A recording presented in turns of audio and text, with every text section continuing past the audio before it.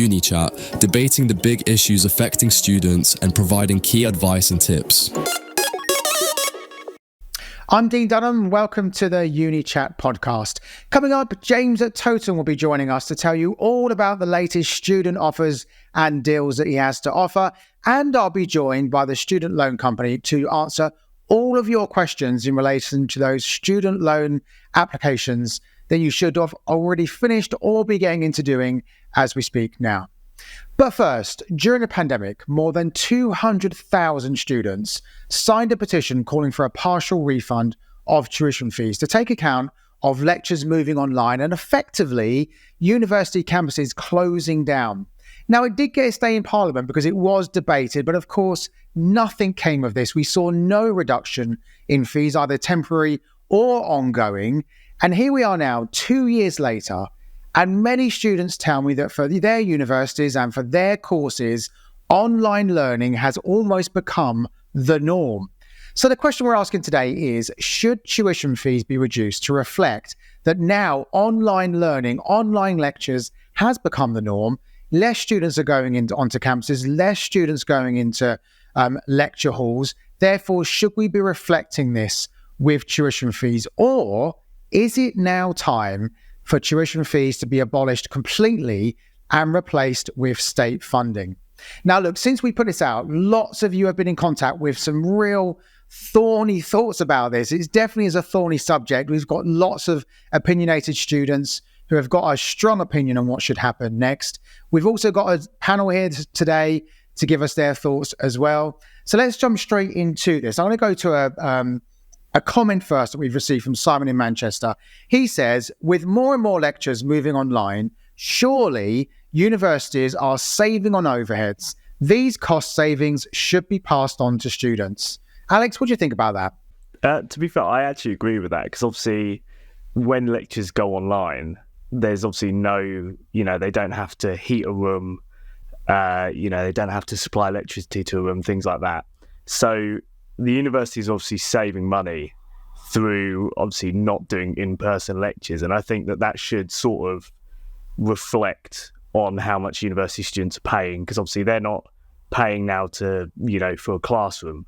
Like, we're paying to sit in our rooms, which we do for free, basically. So I think that, that sort of change should reflect in the amount that we're paying, because obviously we're not having to fund as much.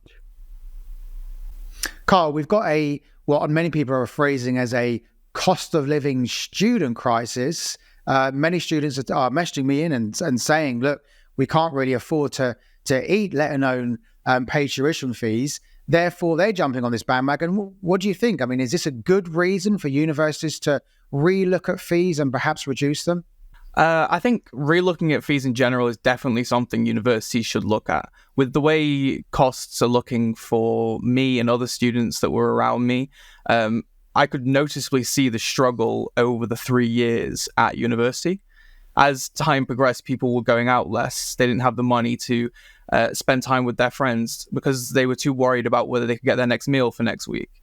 A lot more people are taking up part-time jobs because the student loans that are coming in aren't actually enough to cover what they need in general. And so with what is the cost of living crisis going up, things should definitely be relooked at, because I was definitely struggling. I remember back in my third year, and I know a lot of other people were and still are to this day struggling with just kind of figuring out how they're going to get through the month. Yeah, I mean, lots of students have contacted me about that as well, saying it just is a struggle. Many saying the amount they're getting for student loans is simply not enough. The National Union of Students, they say that student debt, because many people are racking up huge debts we've seen in recent data, they say student debt discourages people from working class backgrounds going to university. And they say the only viable option is to fully fund the higher education system. And you may have heard that likewise the Liberal Democrats have said that if they win the next general election, I don't think they're going to, by the way, but if they do win the next general election, they are going to scrap tuition fees. Alex, what do you make of that? I would love that. I would have loved that if that came in 3 years ago. I can't lie. That would have been perfect. And I think it's something that has to be looked at. Maybe not scrapping them completely, because obviously tutors, lecturers, things like that, they have to get paid, and obviously they get paid through our loans and that. But I definitely think a drastic reduction to the amount that we're having to obviously pay and the amount of debt that we're getting. Because obviously I've accrued thousands of pounds worth of debt over the last 3 years, and it is quite daunting. So if they can get rid of the tuition fees, I fully support that, and I'm fully down for that one. I think what the proposition is not that we scrap tuition fees and the universities receive nothing, because of course that's not viable, as you say, Alex. But I think what the proposition is that actually becomes state funded. So basically government use taxpayers' money to fund universities. And interestingly, I have spoken to various universities about this. And one of the things they all have in common is they all say, here we are educating and setting up tomorrow's business world, tomorrow's economy, really, in students. So really, government should be investing more into students. Some universities are telling me that they think business, e-commerce should be funding students more as well, because it's in their interest to educate the nation and therefore get a stronger, better, more educated workforce. So I think what the question there is that, is it fair that government takes over the funding, leaving students not to have these huge debts racking up, which they're worrying about? I mean, Carl, you mentioned this. Have you been worried about debts racking up, or have your friends been worried about it? Oh, 100%. As someone who is, as you mentioned earlier, working class background, I do come from a working class family. Still am now. So the main thing for me was, when I come to uni, I'm going to get into a hell of a lot of debt. That's going to be something I need to really worry about. The only reason I actually went to university, despite the massive amount of debt, is just because I really didn't want to continue with the education path I was on. And so I wanted to switch up, and that was the only way I could viably do it at that point. So I switched into what I loved instead. And there's a running joke between some of me and my classmates where we'll go, oh, £9,000 a year, guys. When something in the university doesn't quite go right, we'll go, oh, £9,000 a year, by the way. Do you know what I mean? So it's one of those things where it's like, it is always on the front of your mind, no matter what you're doing or where you're going, that this whole 3 years is going to cost you 27 grand. And that's so much money all the time. Well, you could pay a deposit on a house. You could buy a very nice car. You could probably buy 3 cars with £27,000, or you could put it in the bank and live off it for a while. Is it worth it? Is university still worth it, given the fact you're going to spend at least £27,000 getting there to the end of year 3? Is it going to set you up for life? Honestly, I don't think so. The way university is looking, my main concern now that I am out has been getting a job. And that's what uni is meant to set me up for. And it's the part that I feel the least confident on. So you said earlier, they said they were setting up the workforce for the future, but I don't feel that set up. I know a lot. I've learned a lot, but I don't feel like I'm ready to push into the world so confidently as they seem to think they've set it up. So whether that 27 grand, and we're not even including student finance loans here for things like rent and food, which didn't actually cover my rent, which adds on accumulatively. So that goes up as well. Whether it's actually worth it or not, as the current state of university, especially with online lectures, I wouldn't say so. Alex, was it worth money for you? To be fair, I echo the same as Kyle. However, I feel like obviously the social aspect of it, like it brought me things that I wouldn't have done if I had never have gone to uni. So I think social-wise, yeah, university is definitely worth it, but it's a difficult one, because obviously you look at the positives and there's a list, but like Kyle said, we've just left, and a university is supposed to help us get jobs. I'm sat here unemployed, no clue what to do, because I never got any help in people telling me what to do. or like how to go about once I leave. So I feel like I've got friends who didn't go to university, and they've got like a 3-year head start on me. Like they're already working, they're already getting like promotions. A few of them are like they've moved in to like houses with like their partners or whatever, and I'm sat here currently in my mum and dad's house in my bedroom at 21 years of age, which is unemployed. So I'd say it is worth it for certain things, but it's one of those things of like I'm not sure whether the good outweighs the negatives, sort of thing. I'm sort of on the fence of whether it was a good choice on my behalf. If you had not had to pay tuition fees, or if they had been, say, half of what you had to pay, would your answer have differed? Honestly, yes, 100%. Because obviously, it's one of those things. I've spent 3 years, and I've there's tens of thousands of pounds that I'm going to have to pay back, and it's very daunting. But if they'd half them and things like that, I don't think I'd be as nervous and like unsure of the future, because obviously I know that sure I've got debt, right, but it's not a massive amount like now, because like I'm thinking I've got a mass amount of debt behind me, and that's a very worrying thing for me. So if that was halved, I don't think I'd be as worried as I find myself being now. Carl, what's your thoughts on that?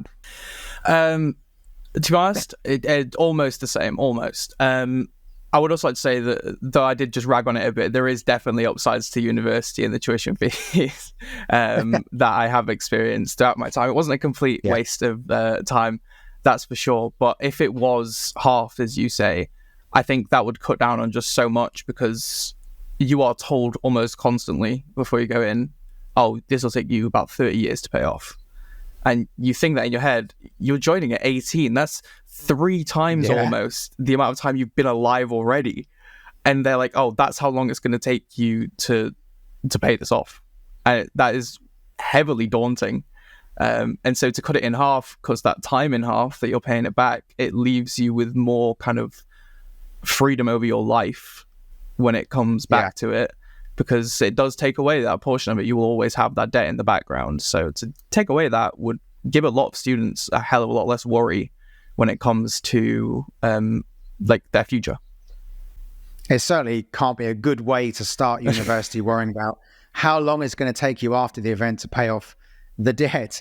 I want to approach this from a slightly different angle now. So I've got a message here from Gabby in Newcastle, and she says, I would rather tuition fees remain as they are, but universities stop online learning, as I want the full immersive university experience. It's just not the same studying at home doing lectures. Now, of course, some courses are still going in, having all their lectures in university, but I am hearing from many people that they're saying the majority are online. Alex, you mentioned about the social scene and it being worth it for that. But if you're sat at home doing lectures, are you losing a big part of that social scene, that, as Gabby says, the immersive experience? Oh, 100%. Because obviously you've got to think university brings so many people from so many different areas of like the country and the world together. And if you're just doing online lectures and like, let's say, sat at home, you don't get the chance to meet those people. You know, you might have 30 people in your class, right? And you only ever see them on a video call. And that's not the same as meeting them in person, you know, chatting with them, going out for like lunch with them all. So yeah, it does, sitting in your room, I feel like it's a massive impact. And like they said, like you don't feel immersed. You know, you feel like you're attending university, but you're not actually attending university and making friends and getting to know people. And I'll be honest, you can't even go to the student union bar, you know, which for a lot of universities is the main like hub of like all social activities. But if you're sat at your home, like you can't do that. So I completely agree. I think that learning at home does have a huge impact on like people's social lives, things like that. Carl, are universities being lazy? Is it a lazy approach to do online lectures? Have they just not got out of the whole pandemic thing where it was necessary, but now it's not? Or is it actually the way we're going in the world now? I think it's part of all of that mixed into one muddled answer. Because on one hand, universities have seen that it works. If you put a bunch of students in front of cameras, you can do uni that way. And they've seen that as an opportunity to move themselves away from the more costly things, which is supplying teachers with the supplies they need, the rooms they need, the heat, the electricity, everything that they use to create the immersive environment that is university. But then now we're much after the pandemic, they are essentially being lazy in a way. They've decided that instead of having people move to them, they can just keep them in their homes and not have to worry about accommodating these students. But in the same way, we are an advancing society. Technology has advanced so far from when I was even 14, 15 to where we are now that honestly, I think this change was coming either way. I think eventually we will outgrow the necessity to go to these places as the technology advances. We look at things like VR and AR that's coming up. I can see in 20 years' time from now a whole university that works fully in VR, somewhere that they're trying their best to emulate the human experience through technology, because that's just the way that our society is evolving. Right now, it shouldn't be how the way is. We shouldn't be online, really. The technology doesn't have the same feel as a human interaction would. And maybe it never will, but I think when the technology advances to the point where we kind of can have that, it will eventually get there anyway. We've just done it too early. I think listening to your very valid views, reading the huge number of messages that we've had through from people, it's clear that the whole tuition fee scenario does need to be reviewed. It does need to be looked at. Either the fees need to be reduced to reflect, as we keep saying, the fact that universities' overheads must have been reduced, even if it's just a bit. They need to pass on those savings to students, or as many are calling for, including the NUS and Liberal Democrats and various other people, perhaps it is time to scrap these tuition fees, have them state funded, so that students are not laden with all this debt moving forward. I've got no doubt this is a subject we are going to come back to many times on Uni Chat. Do keep on sending in all of your thoughts on this. Guys, thanks for your thoughts. They've been a really good, useful insight into what I described earlier as a thorny subject, but actually it's a really important subject, because I've also heard from many people who have said, we were just put off from going to university because of the potential debt, because of the tuition fees. And isn't it a shame if people are not going to university just because they're worried about the funding element? It shouldn't be like that. And hopefully we will see some change. Okay, we've spoken about funding, we've spoken about debts. Let's now talk about saving some money, because James at Totem is here now to tell us all about the latest student deals, student offers. James, what have you got for us today?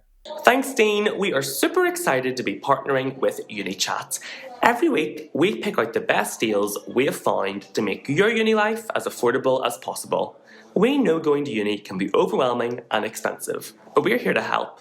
As this is our first time, we just wanted to explain a little bit about what Totem has to offer. Totem is the membership giving students access to over 400 discounts from loads of brands including Apple, Samsung, Adidas and ASOS. We also have optional extras like Taste Card and Coffee Club, which give you money off food and drinks at your fave restaurants and coffee shops, including Burger King, Cafe Nero, Krispy Kreme and Domino's. It's free to join, and you can sign up with the email address given to you by your school, college or university, and we'll do the rest. Just head over to totem.com and click join now. So, on to our deals of the week. For the first show, we wanted to pick out something special, so we've gone for 10% off Mac and iPad products at Apple Store Online, which is available to all current and newly accepted higher education students, as well as parents buying for their students as well. If you're not an Apple fan, don't worry. We've also got loads of deals with Samsung and Google Store on everything from the new S24 Ultra to even a new tablet for taking your lecture notes. Check out our social media at We Are Totem to find out more and be the first to know about our monthly giveaways. We'll be back next week with more great deals for you. Bye! Thanks very much, James. There's some great deals there. I look forward to seeing what you come up with next time round. So next, lots of people are now applying in year 13 for their student loan. University students who are currently in university are applying for their year 2 or 3 loans. And there's lots and lots of questions coming in about the process and when you should do it and so forth. So I'm delighted today to be joined by Jonathan Newby, the service owner for customer experience at the student loan company. Jonathan, thanks so much for joining us today. There are so many questions that we've received on this subject. It seems to be a hot topic, so I'm going to jump straight into them. What we've done, we've rounded up the most common questions, and hopefully these will give everyone watching or listening to this podcast all the information they need. Let's go to James in Newcastle, because he asks, how do I make an application for a student loan? Jonathan, what's the answer to that very straightforward question? Hopefully it's a straightforward answer. So it's actually very easy for students to make an application for a student loan. Depending on where the student lives within the UK will depend on which domicile they will need to apply for. So, for example, students who are living in England will apply to Student Finance England. Students who are living in Wales will apply to Student Finance Wales, and so on. SLC actually processes applications for Student Finance England and Student Finance Wales. But students who are in Scotland will apply to the Student Awards Agency Scotland, and students in Northern Ireland will apply to Student Finance Northern Ireland as well. And the easiest way for people to apply is actually online. So they can go on to www.gov.uk and find the education section there and find student finance within that portal. The application process itself takes about 30 minutes to complete.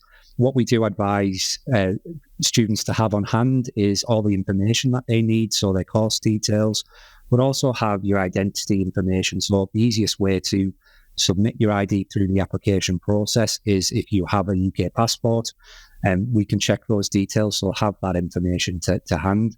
Also have your national insurance number.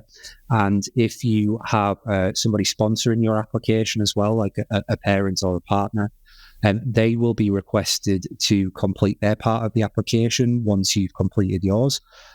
Usually that will come through quite quickly, but it can take a couple of hours to come through.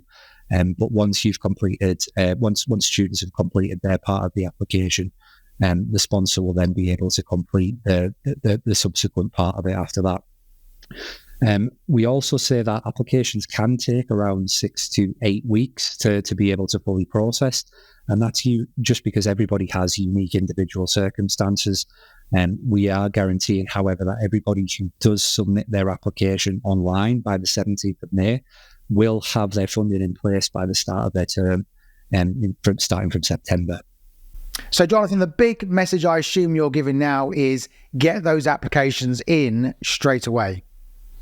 Yeah, so we've done some independent research recently, Dean, that shows that students should be applying for their student finance now. However, over half of the people that were canvassed during that research have been identified as planning to leave it until a bit later in the year.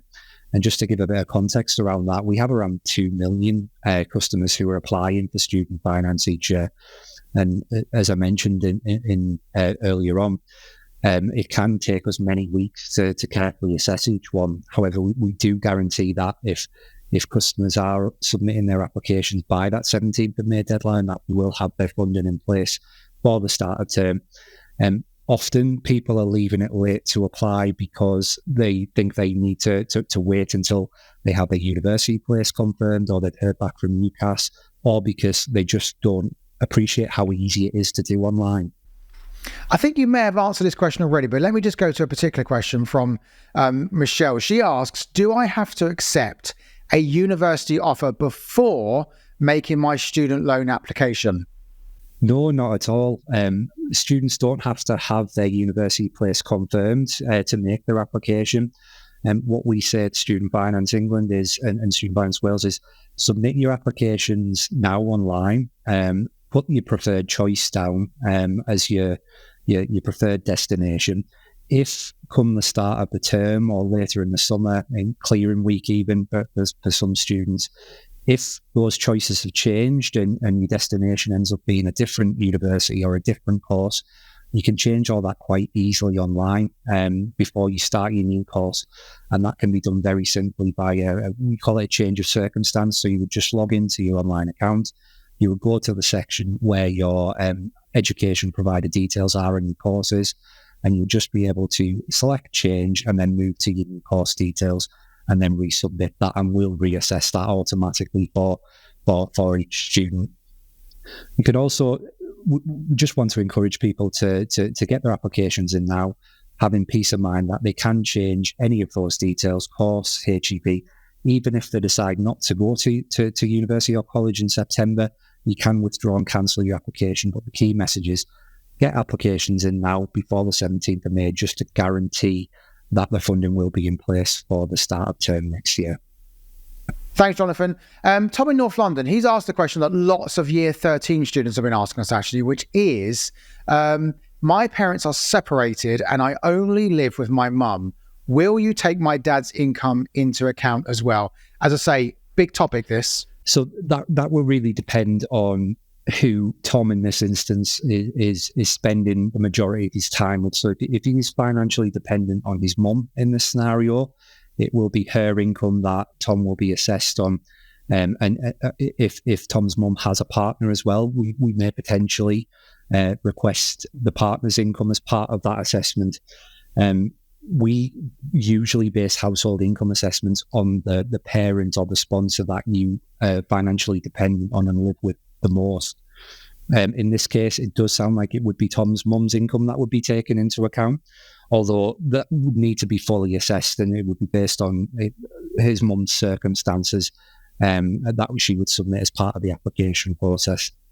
Now, as well as year 13 students, lots of current university students who are coming to the end of year 1 or year 2, etc., have also been getting in contact saying, we need to make our next application for the next year. Is the process the same, or is there something else we need to know? What's the answer, Jonathan? What do they need to know? No, so it's exactly the same process and the same message that we're currently trying to get out to students is apply now for your student finance. So when the application cycle launches every year, obviously SLC doesn't always know who is intending to go to university. So we do try to encourage new students to get their applications in as quickly. We do a lot of work with colleges and providers to try and encourage students to apply early. With returning students, we do a lot of activity through the year. So starting with our service launch, we've slowly started to contact returning students to encourage them to apply now. But as I mentioned in the stats, we do have around 2 million customers applying for student finance every year. So we don't do all of that correspondence at one time. So at the minute, we will have some students who have received a communication from us to submit their applications, and those messages are continuing to be planned over the next couple of weeks. However, if you are a returning student who's listening to this now, you can go online, apply for your next year of student finance right now, and we would encourage you to do that. Brilliant, Jonathan. Thank you so much. That information I know is going to be really valuable. When we went out to the year 13 students in particular, we were amazed how many had no idea about the process of making a student loan application. So this information for them, I think, is going to be really, really useful. Again, thank you so much for your time in providing that. No doubt we're going to do this again soon. Now, if you want to get involved with the conversation with Uni Chat, if you've got an opinion about something that we're going to talk about in the future, you'll see all of the topics we're going to be speaking about on the website. The details is on the screen now. Do go on there, fill out the form. You can give us your views, your questions, or you can apply to come onto the podcast as part of our panel to give your views firsthand. Next time round, there'll be more questions put to another organization like the Student Loan Company. There will be more offers and deals from Totem and more of your views, which we hope will then make a difference for you as university students. Uni Chat, debating the big issues affecting students and providing key advice and tips.